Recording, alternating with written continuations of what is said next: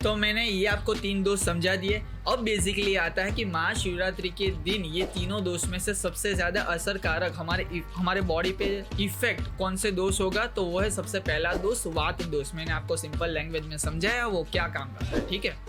वात दोष। अब वात दोष को हम साइंस के पर्सपेक्टिव से समझे तो हमारा बॉडी जो बेसिकली है वो 3 पार्ट्स में बना हुआ है, ठीक है। सबसे पहला आता है फिजिकल बॉडी, सेकंड आता है सेल्यूलर लेवल और थर्ड आता है नेचुरल लेवल। जो साइंस पढ़े होते हैं वो मेरे से बहुत ही ज़्यादा ये बात को रिलेट कर पाएंगे, और आयुर्वेदिक में जो दिलचस्प भी रखते हैं वो भी उनको भी धीरे धीरे समझ में आएगा। मैं सारी बात करता जाऊंगा, आप ध्यान से सुनना। फिजिकल बॉडी बेसिकली आप सभी को पता है कि फिजिकल बॉडी क्या है। फिजिकल बॉडी यानी कि ये हमारी ये बॉडी है, जो स्किन है वो फिजिकल है। अगर मैं यहाँ पे चिमटी काटूँ तो एक मैसेज पास होगा कि मुझे यहाँ पे दर्द हो रहा है, मुझे यहाँ पे फील हो रहा है, यहाँ पे किसी ने कुछ छुआ है, वो हो गई हमारी फिजिकल बॉडी। अब मैंने सेकंड बताया था सेल्यूलर लेवल। सेल्यूलर लेवल क्या होता है, बेसिकली जो साइंस पढ़े होते हैं उनको भी पता होगा कि हमारी जो बॉडी है, बॉडी के अंदर छोटे छोटे पार्ट्स में सेल होते हैं, तो पूरी बॉडी वो छोटे छोटे सेल से ही बेसिकली बनी होती है। ये साइंस कह रहा है, लेकिन हमारा आयुर्वेद जो है वो ये कह रहा है कि बेसिकली जो ये ट्रांसफॉर्म हो रहा है, ये जो मैसेज कि मैंने यहाँ पे छुआ, चिमटी काटी, मुझे यहाँ पे दर्द हुआ, कोई छू रहा है, फील्स हो रहा है, वो बेसिकली वो वात दोष करता है।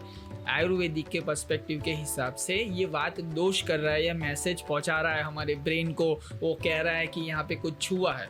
ये हो गया सेल्यूलर लेवल। अब थर्ड आता है नेचुरल लेवल। अब बेसिकली नेचुरल लेवल क्या होता है, नेचुरल लेवल जैसा नाम वैसा काम ही है कि नेचुरल लेवल यानी कि नेचर, हमारा अंदर का बॉडी है, हमारा जो बाहर की दुनिया है वो, उसका रिलेशन, वो कुछ कह रहा है कि ये पेड़ है, पौधे है, ये नेचुरल लेवल होता है।